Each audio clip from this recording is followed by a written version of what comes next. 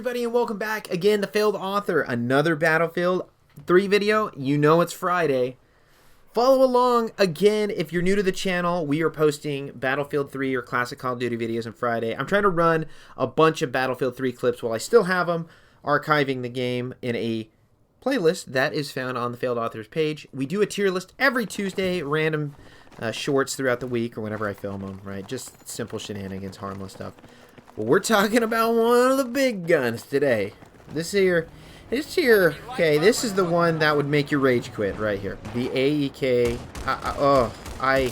I'm telling you right now, kids, if you never played this game, you don't know how much of a menace this thing is. Because I actually don't know how many times this gun has popped up in other, you know, first-person shooters that are popular. Just off the top of my head, I really don't know, because it's like, what, the AEK? I mean, what is it, right? It's an AK variant of some sort, right? I imagine. It's in the name. But Battlefield 3 was the first time I took notice, and took notice I did, because it was just an absolute... It was on what the kids would say, demon time. Now, we're playing Rush here.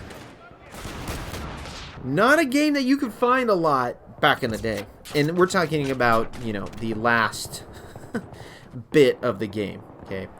Now, this was one of my last days ever playing Battlefield 3. Rest in peace. Of course, November 7th, 2024 was when it actually, you know, was done on the, at least on the Xbox servers, which is where I played. This was, you know, of course, being emulated on my Xbox One, and I did enjoy it. This was my second time visiting the game. I did play on launch on a PlayStation 3 2011 all the way up until a little bit in 2013, right? Kind of stopped then.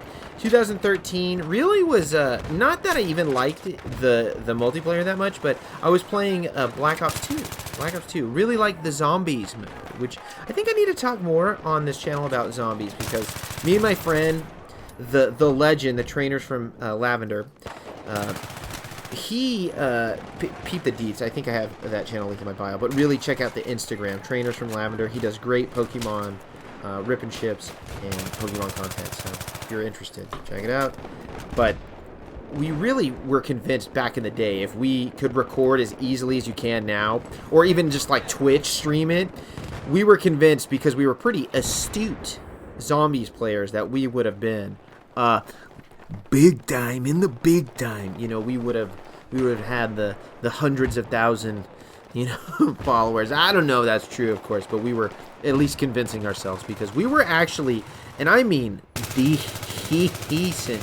Cannot believe I didn't get that kill right there. Shoot a man in the head, whatever. But you can see right now, does it look like this gun is playing around? Does it look like it's not? Does it look like it's it's kicking ass and taking names is what it's doing. Okay?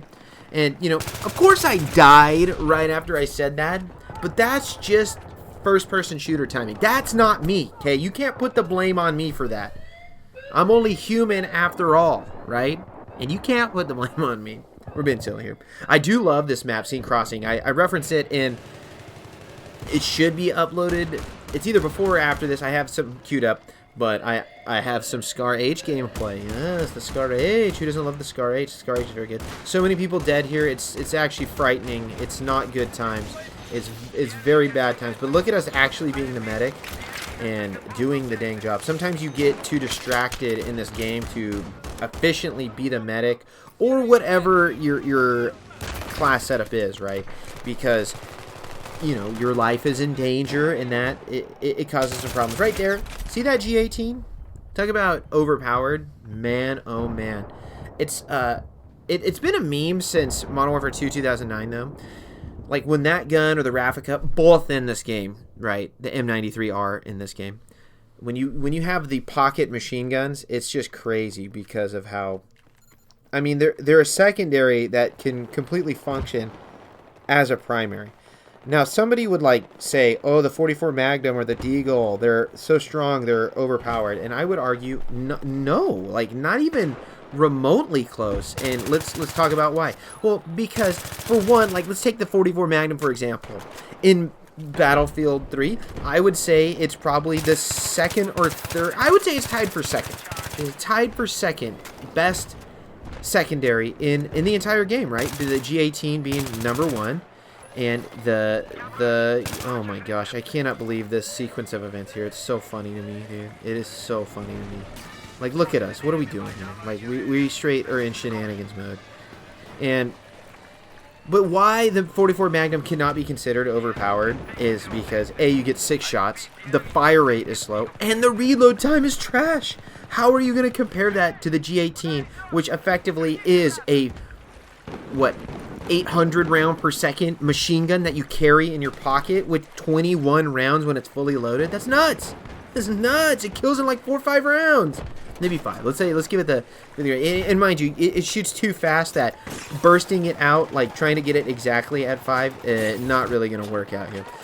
I love the whole like specifics that I just went through to get to this exact spot on the staircase. And I'm just looking here. I'm like, I'm not reloaded. There's that G18. Of course I hyped it up the whole time, and it didn't even kill that person. That is such god timing in Battlefield. I love it. Oh man.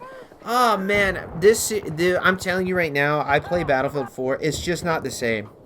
I like it. Don't get it twisted. I do like it.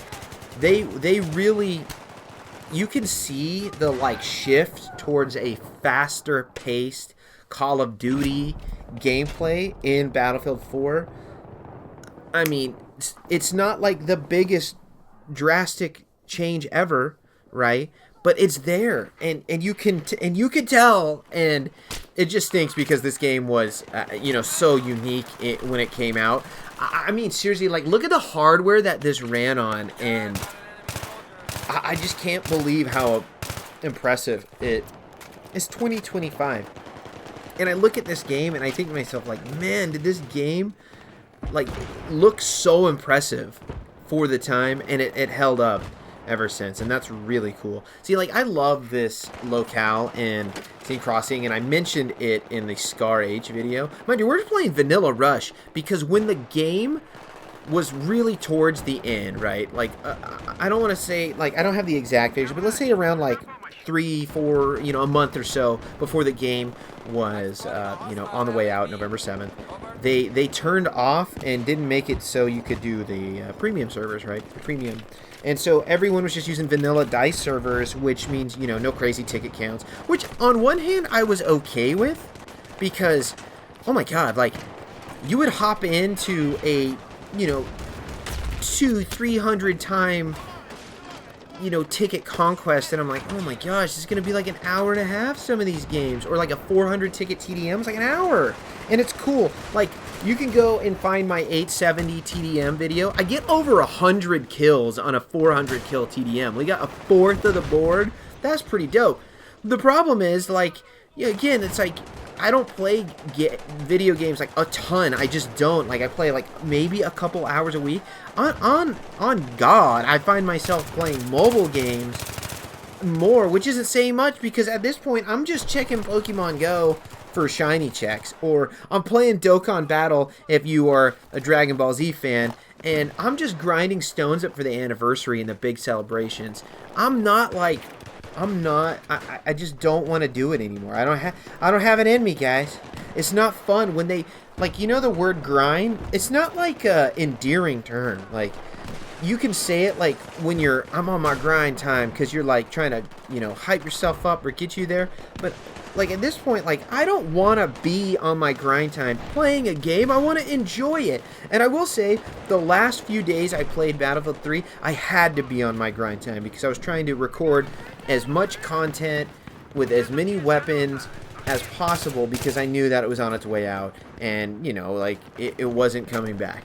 So, there's a time and place for everything, of course. Duh. That's just the nature of the game. That's how you play the game, Triple H knows. Purple H. One time I bought knockoff WWE cards at a swap meet because they looked so obviously fake, and then I was opening them up, and they were so funny. There was a card that was like, and I'm looking at them right here because I have like a Pokemon card shop I made in my office, and it's super dope. And, like all the hanger packs and stuff. And I hung up the fake WWE cards because I only found them there twice, and I regret only buying 3. I did buy 3 packs though, and one like a bigger one. The Purple H card is Hulk, like Hulk Hogan 2002 when he turns back into like Hulkster wearing the red and yellow, right? No longer Hollywood Hogan. And he's ripping his shirt open and the name is Urple H. What? It's so good. They have like Rikishi. I think it's either Rikishi or Umaga and their name is just Samoa. Like they did the racism, like it's so bad. But, you know, you buy sketchy knockoff WWE cards, sometimes that's what you're going to get, you know? And I don't regret it. I don't regret it. In fact, I'll make some YouTube shorts about it because I think it's that funny. And, yeah. We got a little distracted here. You see we're like 11-5, and, you know, honestly, it feels like I've got a lot more kills because this AEK has been slicing up. And mind you, 11-5 in Battlefield is pretty decent. And I don't really care what anyone says. There's no kill streaks in this game. And there's so much going on. There's, like, the vehicles are such a hazard. And, yeah, there's vehicles on this map. And we don't have them because we are defending. So, when you're getting over a 2 KD, like, you know, tip of the hat. You know, you're doing good. You're doing all right. You're hanging in there, child. But I do think I finished this game 21-8. So, almost a 3 KD, which is...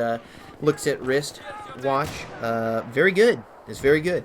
So we got to keep on that as far as the positive Battlefield 3 vibes. I hope this one, the one that just took off and got like over 200 views, which, you know, it doesn't sound like a lot, but again, I only have 460 subscribers.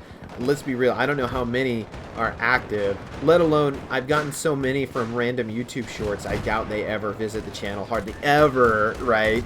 So, you know, there's that. And that's okay, right? But what I'm getting at is that Saw video popped off and got over 200 views. This is one of those weapons I think could do just the same, just because it's so iconic, it's so memorable. People love this weapon, and I mean, I do too. I was never super duper good with it, oddly enough, but I remember my first playthrough in 2011 of this game, and I was wielding this beast going, whoa, what the heck? Because, like, initially when I started the game, I remember going, like, I don't really have a gun to use besides the 870, and as you know, the 870, awesome, good in a lot of situations, good in every situation? No, right? It's just not. And I needed something to pick up, and I was trying the, like, M416, and it just wasn't working, and then inevitably, right, I landed on the AEK for a while. Of course, I figured out other weapons to use, and just like everybody, the natural progression of the game. That's the good thing about this game. One thing that people won't tell you is they did the DLC right. Oh man, I remember the DLC being so much fun when they introduced like gun game and everything. Oh, it's just, can you see that enemy to the right? Wow, I'm like, what were we, blind? I can't believe I ended up getting him. Like, we're just like, hey, we're just gonna let this support run right through us. The gun game, the different weapons that the DLC had, and the maps were very good too. The close quarters maps in particular were so much fun on TDM. I didn't really play TDM that much, and I remember running that squad in TDM, getting down, dirt nasty. So there's that. When people talk about this game, maybe they talk about the DLC, and I just am not noticing, but I remember the DLC being, got me feeling nicey, so that's cool. The M416, hey, we spoke it into existence right now. Oh no. I've been revived. There's so many people in front of me. I did the right thing. The cowardice thing, just run. Just tuck your tail and run sometimes. That's really, like, a lot of this game, especially when you're so conditioned to playing first-person shooters like Call of Duty, you're so, like, spam, just get in there, just rush, just push. This game, that does not work. It won't work. You'll get a couple kills, maybe. If you're good, you'll get more than 2. But if you run, like, to a squad of 4, like, I'd say you're about to get cooked, and you're not gonna you know, take them out. I just don't know. I don't know, maybe I'm not that good. Sometimes, like, sometimes, I guess, with the shotguns, you feel like you're wielding just, I don't know, just some, you know, unstoppable, like, spear, and you can just go in, and that's definitely what the 870 made me feel like sometimes, but the AEK and me, maybe not. You can see, again, we haven't even talked about it. I'm running the Cobra sight and the forward grip. Now, I know there's some shenanigans with the forward grip and accuracy, but I don't care. This thing had such a fast fire rate, it made the recoil a little wonky, a little jerky, a little jittery. Always jittery. and that is why I opted to run that. I would run the suppressor on this, but I think I mentioned this in a different video too. I feel like the iron sights with this gun had some weird bullet, I don't know if latency issues are the right thing, but the accuracy was just weird, and the suppressor didn't necessarily help it. And I didn't really like the red dot or the hollow on this one. I would kind of always rock the Cobra. So you're pretty much seeing what I would use here. Sometimes I'd run the heavy barrel, especially if we're doing like close quarter stuff. I think the heavy barrel was pretty valid.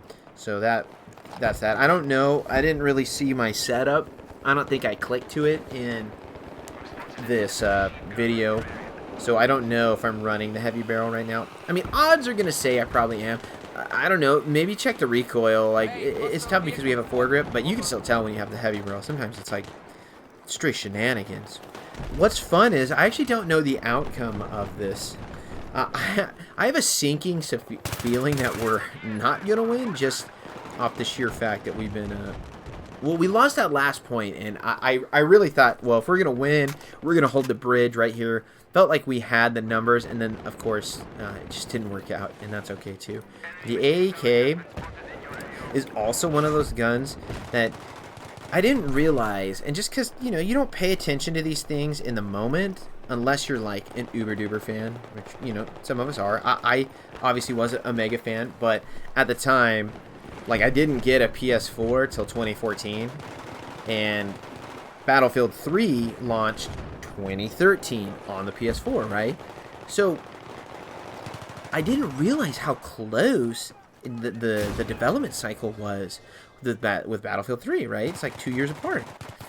And I'm realizing going into Battlefield 4 how similar the weapons look, feel, and are, which is totally fine in my opinion, because there's a reason that Battlefield 3 and Battlefield 4, depending on who you ask in which game, are considered the best Battlefield generally, right? Not every time, but generally they are. Look at us pushing in their spawn like the dirty, greedy kill whores we are.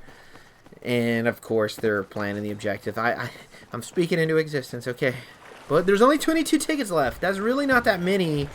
Considering I'm still seeing shots fired on the bridge, which is not good for this team. Even if they get B, they haven't even planted A yet, and they have 21 tickets. So oh man, it's gonna be close. I don't know. But back to what I was saying about Battlefield 4 and its similarities with the weapons, the AEK is a demon. Oh man, it is so good in Battlefield 4 that it's just it seems like you're wielding the God gun. It's like unfair.